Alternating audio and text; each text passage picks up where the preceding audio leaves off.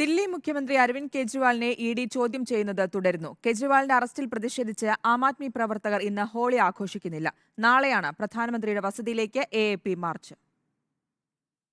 ദില്ലി മുഖ്യമന്ത്രി അരവിന്ദ് കെജ്രിവാളിന്റെ ED custody കാലാവധി വ്യാഴാഴ്ച അവസാനിക്കും. അതിനുള്ളിൽ പരമാവധി തെളിവുകൾ ശേഖരിക്കാനാണ് എൻഫോഴ്സ്മെന്റ് ഡയറക്ടറേറ്റ് നീക്കം. കസ്റ്റഡിയിൽ കെജ്രിവാളിനെ ചോദ്യം ചെയ്യുന്നത് തുടരുകയാണ്. മദ്യനയ കേസിൽ കസ്റ്റഡിയിലുള്ള കെ കവിതയ്ക്ക് ഒപ്പം ഇരുത്തിയും കെജ്രിവാളിനെ ചോദ്യം ചെയ്തു. ഇഡി ചോദ്യങ്ങളോട് കെജ്രിവാൾ നിസ്സഹകരണം തുടരുകയാണെന്നാണ് വിവരം. മുഖ്യമന്ത്രിയുടെ അറസ്റ്റിൽ ആം ആദ്മി പ്രതിഷേധം തുടരുകയാണ്.